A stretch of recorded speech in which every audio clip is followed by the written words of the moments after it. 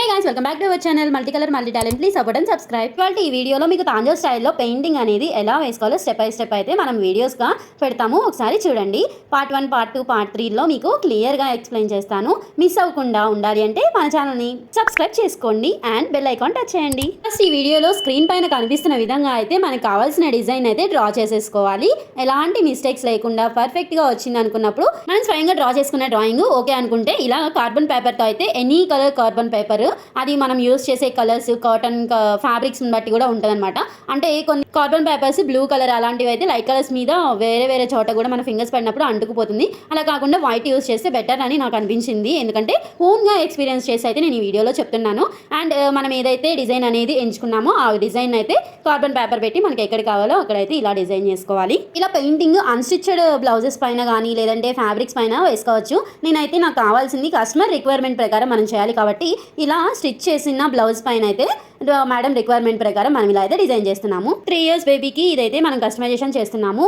ఇది వచ్చేసి పట్టు లంగా జాకెట్, బాటమ్ పార్ట్ వచ్చేసి కొంచెం వర్క్గా జరీతో అయితే వచ్చిందనమాట. ఇది వచ్చేసి బ్లౌజ్ ప్లెయిన్గా రావడం వల్ల తాంజోర్ స్టైల్లో పెయింట్ చేయమని ఈ కస్టమర్ అయితే మనల్ని అడిగారు. సో అందుకని చెప్పి ఇలా అయితే కస్టమైజేషన్ చేస్తున్నాము. మనం ఏదైతే ఫస్ట్ పేపర్ పైన ప్లెయిన్ పేపర్ పైన మనం కావాల్సిన డిజైన్ ఎలా అయితే డిజైన్ చేసుకున్నామో సేమ్ యాజ్ ఇట్ ఈస్ దానిపైన ఇంకా డార్క్గా చేస్తూ ఈ అచ్చును అయితే తీస్తున్నాం అనమాట. ఎక్కువగా నేనైతే శారీస్కి వాటికి అయితే ట్రేస్ అనేది తీస్తాను. ఆ ప్రాసెస్ ఆల్రెడీ మా లాంగ్ వీడియోస్లో మీరు చూసేసి ఉంటారు అండ్ షార్ట్ వీడియోస్లో కూడా ఎక్స్ప్లెయిన్ చేస్తూనే ఉన్నాను. మనకు కావాల్సిన డిజైన్ సింగిల్ టైం మాత్రమే కావాలి కాబట్టి ఇలా అయితే నేను కార్బన్ పేపర్తో అయితే ఇది తీసేస్తున్నాను. ఈ డిజైన్ అదే ఇంకా రిపీట్గా ఇంకా చాలా డిజైన్ ఇంకా కావాలి అనుకుంటే రిపీట్ ఇంకా కావాలి అనుకుంటే కనుక నేను ట్రేస్ అనేది ఎక్కువ ప్రిఫర్ చేస్తాను. ఆ ట్రేస్ తీసుకోవడం కూడా చాలా ఒకసారి అయిపోతుంది. కలరింగ్ అనేది చేసుకుంటాము. అండ్ నేను చూపిస్తున్న విధంగా అయితే మనం ట్రేస్ తీసుకోవడం అయిపోయింది కదా. చాలా ఈజీగా కార్బన్ పేపర్తో ఇలా ట్రేస్ అయితే తీసేసుకున్నాము. ఎందుకంటే సింగిల్గా మనం వేస్తున్నాం కాబట్టి ఇలా అయితే ఈజీ ప్రాసెస్లో చూపిస్తున్నాను. అదే శారీస్కి లేదంటే దుపటాస్ ఒకటి కాకుండా ఇంకా ఎక్కువ వేయాలి అనుకుంటే కనుక సేమ్ డిజైన్ని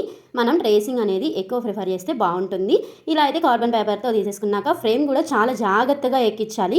ఇలా పట్టు ఫ్యాబ్రిక్స్కే కాకుండా కాటన్, సిల్క్ ఎలాంటి ఫ్యాబ్రిక్ అయినా చాలా జాగ్రత్తగా హ్యాండిల్ చేస్తూ మనమైతే ఫ్యాబ్రిక్ని కొంచెంగా కిందకి లాగుతూ ఈ ఫ్రేమ్ని అయితే జాగ్రత్తగా ఎక్కించాలి. వుడెన్ ఫ్రేమ్ అయితే చాలా జాగ్రత్తగా ఉండాలి.